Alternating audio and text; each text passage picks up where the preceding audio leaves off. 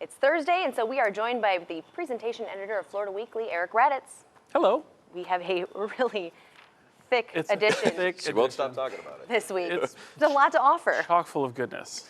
Yeah, the first topic's about our swamp treasure. Yes, and so those of us who appreciate our environment in Florida certainly do appreciate our Corkscrew Swamp Sanctuary, and it's important this week we get to the bottom of it.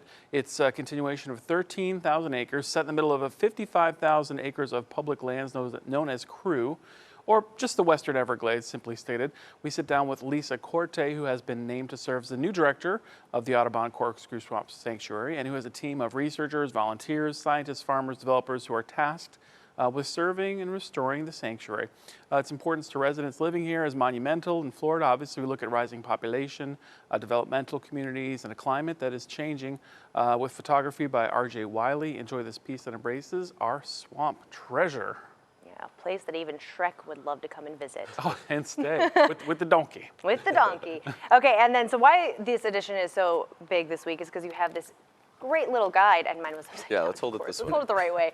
Great little guide, letting people know what they can do here. Right. So this gives you the scoop on everything. It's when you got to pull out, you got to keep it. So anytime visitors come by, you can just hand it to them because it has live music, where to get craft beer, the greatest views, star chefs, thriving downtowns, finest dining, environmental hikes, fun for the kids, cultural events, attractions, shopping, state parks, sports. We leave nothing untouched on things that will keep you and your family and visitors busy, enriched, and excited through the year. Pull this one out, keep it.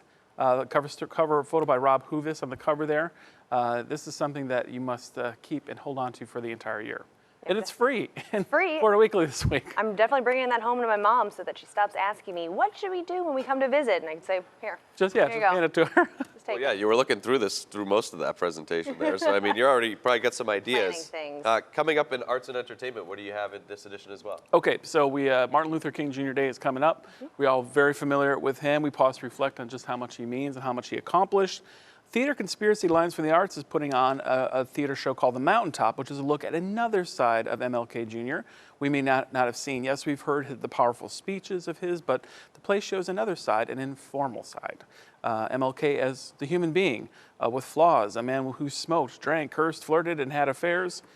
From the very first scene, which shows him coughing and using the bathroom, we see behind the legend of the Martin Luther King Jr. And we pick it up this week for times, locations, and a very interesting look at Martin Luther King Jr. And you know, if you can't find anything to do in this destination guide, you also have a lot more to find in Top Picks. And Top Picks, that we have a weekly calendar with the more robust offerings that's happening specific to our Southwest Florida right here. And we have this week, and if you can believe it, some huge names and huge things to do this week. Our Top Picks include Tanya Tucker, Mary Wilson of the Supremes, Mandy Patinkin, Howie Mandel, Al Holland of the Platters, Kenny Washington with Jazz Downtown, and a little theater show called Hamilton is around. So if you're not sure what to do, pick up Florida Weekly, get some ideas, take a friend, make a friend, go by yourself, free and online to everyone.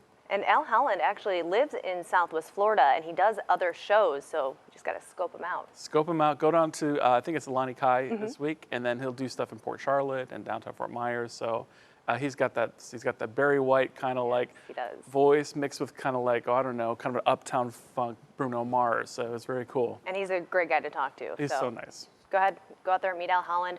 If you don't want to do that, there's a whole lot more in this week's edition. And Eric, we want to thank you so much. We'll see you next week. Glad to be here. Okay, thanks, Eric.